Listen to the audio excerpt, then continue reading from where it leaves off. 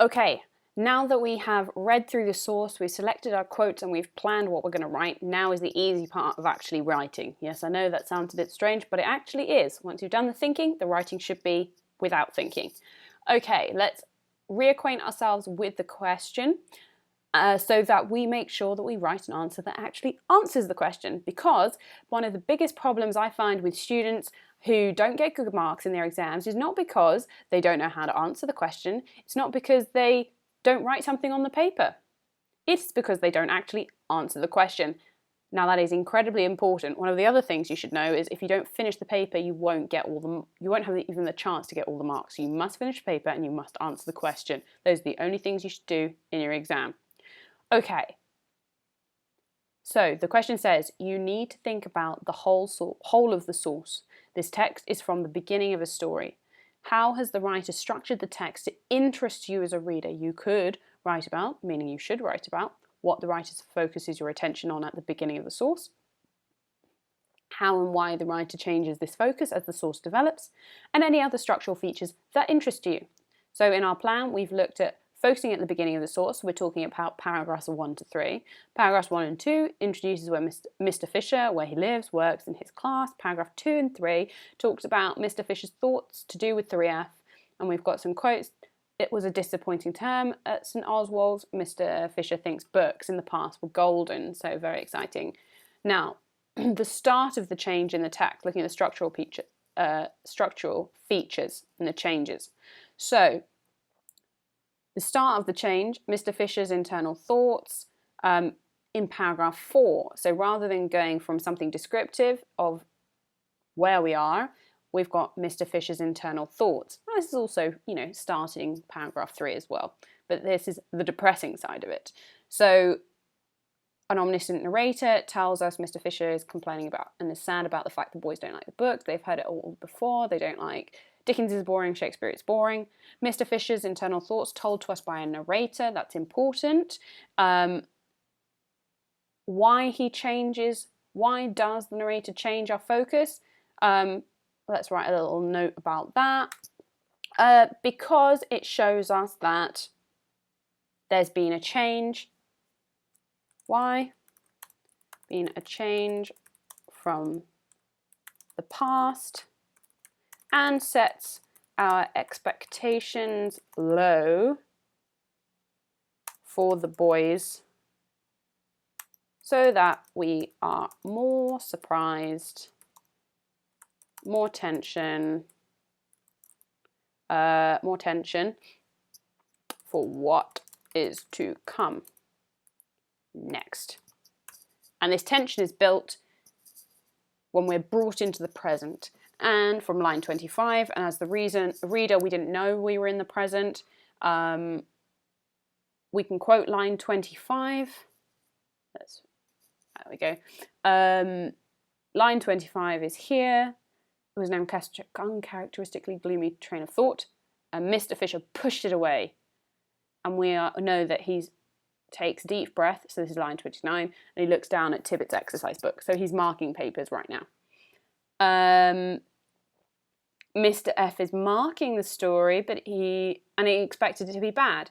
Now, through all the paragraphs before, the narrator has set the scene, telling us everything is going to be disappointing, which means here we are surprised that Mr. Fisher is feeling strange. He's experiencing a strange sensation. And then he talks about reading Tibbitt's story, and it reminds him of something he used to know, and that's why he's rereading it. So let's talk about our answer and how we are going to start structuring it. Now, I highly recommend, if you don't know how to start an answer, rephrase the question as the first sentence, because it's really easy. You don't need to think about it, and it will introduce the topic of your paragraph nicely. So let's look back at the question. So how does the writer structure text to interest you as a reader? So why don't we just rephrase this first bullet point? So we can say, at the beginning of the source, the writer introduces Mr.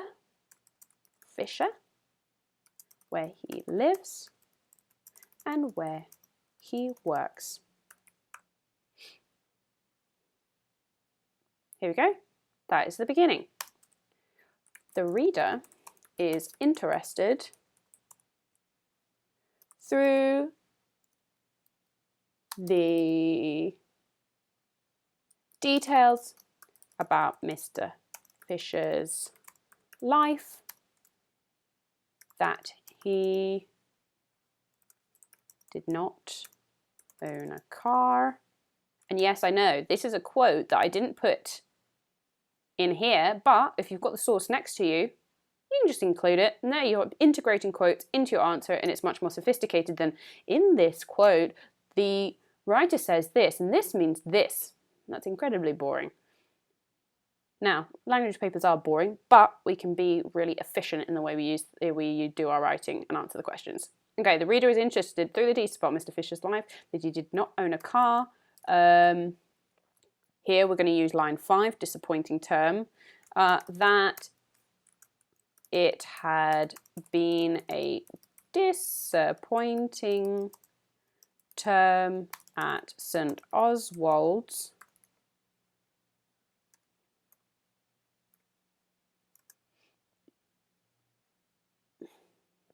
and that Mr. Fisher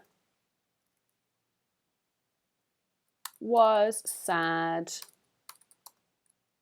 The boys in 3F didn't have the, here we go, we can quote again, same enthusiasm, let's spell this correctly, enthusiasm for books as they did in the old days. And here you can see that I've split a quote here, and this is from line 6. And this is just a really quick introduction to what we're going to talk about. So at the beginning of the source, the writer introduces Mr. Fisher, where he lives and where he works. The reader is interested through details about Mr. Fisher's life, that he did not own a car, that it had been a disappointing term at St. Oswald's, and that Mr. Fisher was sad the boys in 3F didn't have the same enthusiasm for books as they did in the old days.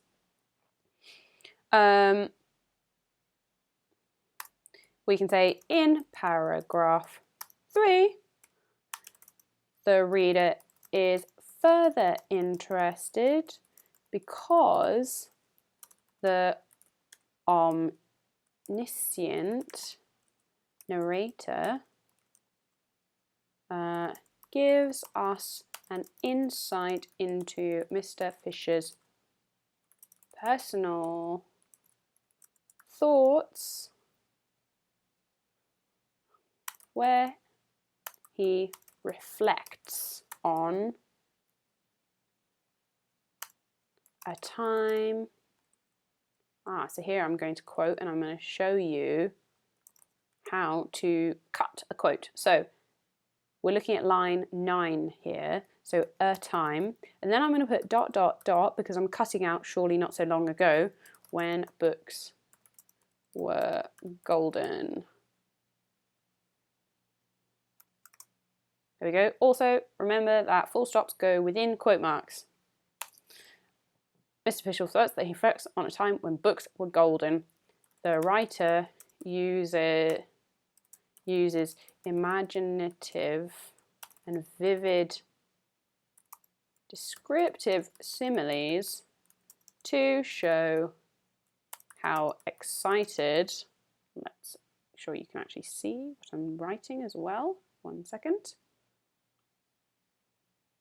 Excited Mr. Fisher was that books and story, how excited Mr. Fisher was when imaginations soared. Make sure you spell things correctly, and if you've got the word in the text, use it. Soared and stories exploded like rockets. There we go. That's your first paragraph. And what the writer focuses your attention on at the beginning of the source. So here it's what. Give details. Like, don't be over analytical. Just tell them what. And here it introduces, so at the beginning of the source, the writer introduces Mr. Fisher, where he lives and where he works. There you go. That's the what. Now we're going to give details of the what. The reader is interested through the details about Mr. Fisher's life, that he did not own a car, that it had been a disappointing turn at St. Oswald's. We can even add in that he's a teacher. It doesn't actually tell us, but we're inferring. So details a bit of Mr. Fisher's life. We infer that he is a teacher. There we go. That he did not own a car, and that it had been a disappointing term at St. Oswald's. Here I'm going to change the punctuation because the sentence is far too long. So actually what I'm going to do is I'm just going to put a full stop there. Edit that. So Mr. Fisher was sad the boys in 3F didn't have the same enthusiasm for books as they did in the old days. In paragraph 3, the reader is further interested because the omniscient narrator gives us an insight into Mr. Fisher's personal thoughts where he reflects on a time when books were golden. The writer used imaginative, or we can put that in the present, let's put that in the present, uses imaginative and vivid descriptive similes to show how excited Mr. Fisher was when imagination soared and stories exploded like rockets. Okay, finished. Easy peasy. Then on to paragraph 2. From paragraph 4, the writer changes the... So remember, we're going from he's being quite reminiscent in paragraph 3 onto paragraph 4. He's feeling a bit depressed about it. It changes the mood, let's say, mood from Mr. Fisher's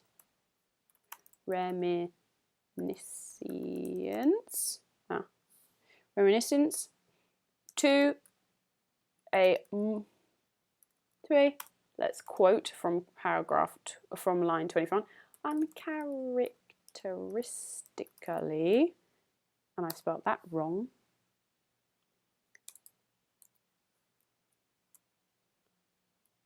characteristically gloomy train of thought.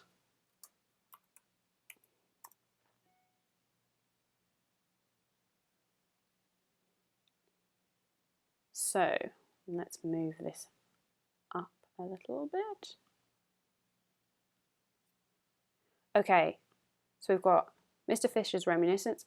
From paragraph 4, the writer changes the mood from Mr. Fisher's reminiscence to, and remember, an uncharacteristic gloomy train of thought. The reader learns how, although Mr. Fisher has taught for 40 years, let's double check that, for 40 years, and with lots of enthusiasm, he has been disappointed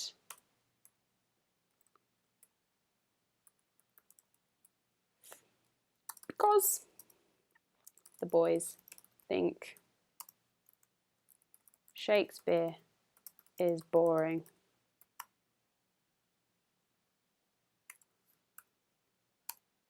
Dickens is boring.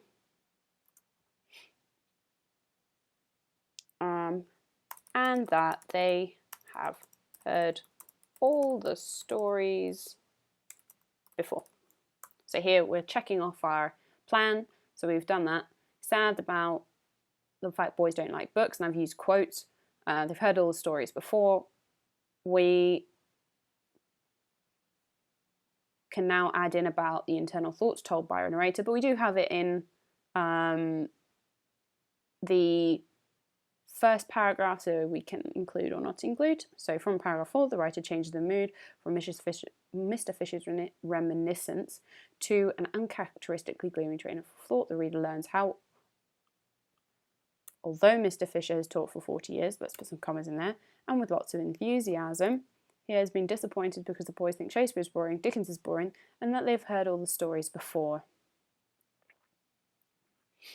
The short sentences in this paragraph help the reader to feel Mr. Fisher's disappointment and sadness.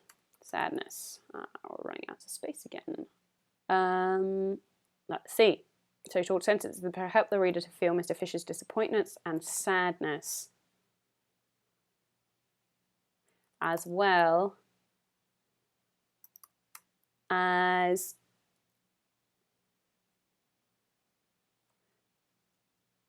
the so now we're going to talk about why it's interesting. So we're talking about this last point here. The writer set this up. The writer, let's see how to phrase this. The reader feels this tension and sadness because the previous paragraph had been so happy about the past. So the melancholy feeling in paragraph 4 was emphasized. There you go, that's paragraph 2, done. Now, actually, you could leave this as it is, but because it wants you to talk about the whole source, you should talk about the end too. So I'm going to include a paragraph 3.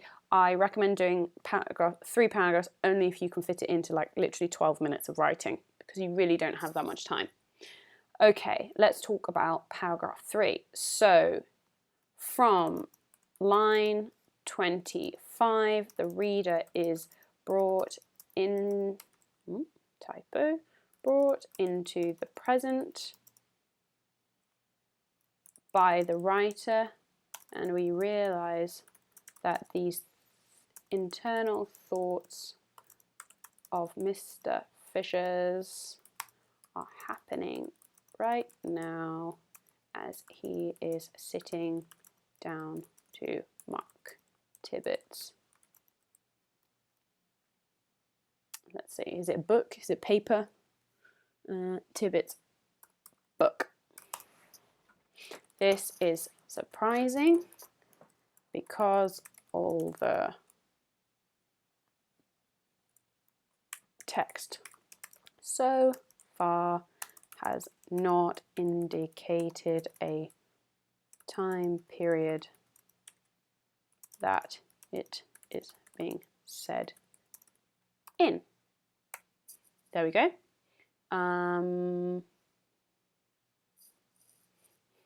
We can say, due to the previous paragraphs sharing how bad Mr. Fisher expects the boys' work to be, and let's extend this page. Due to the previous paragraph sharing, or we can say due to the previous paragraphs, so due to the beginning of the story, sharing how bad Mr. Fisher expects the boys' work to be, the reader is surprised not just by the language features of 3-word repetitions and short sentences to describe Mr. Fisher's physical state,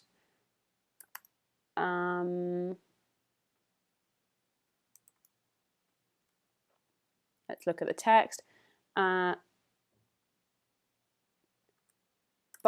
the fact that he is having a physical reaction to one of the boys' homeworks.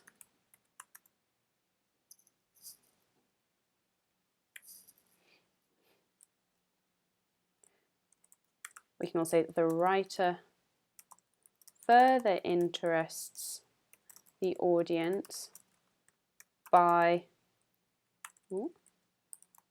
not telling us exactly why Mr. Fisher is having quickened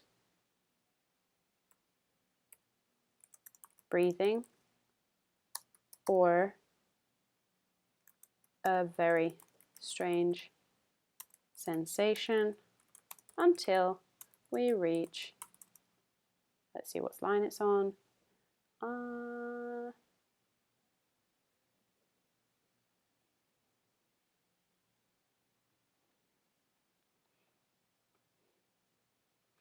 lines 40 onwards. Even then, the writer uses descriptive language to describe how Mr. Fisher feels that the feels, let's say, Tibbet's homework. Tibbet's homework reminds him of something vaguely familiar.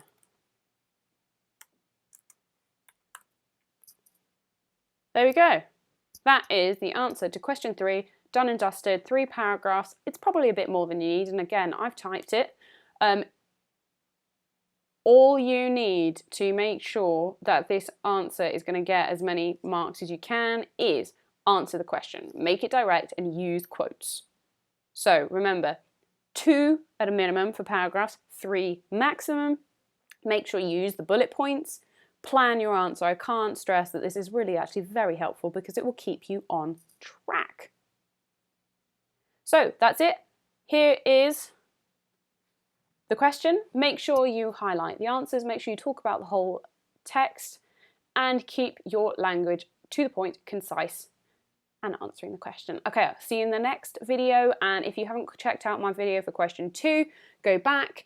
If you enjoyed this video, leave a comment, leave any questions. Remember to like, follow, subscribe, check out the website if you're doing any essay writing and any of the other videos. Good luck with your exams, and I will see you in the next one.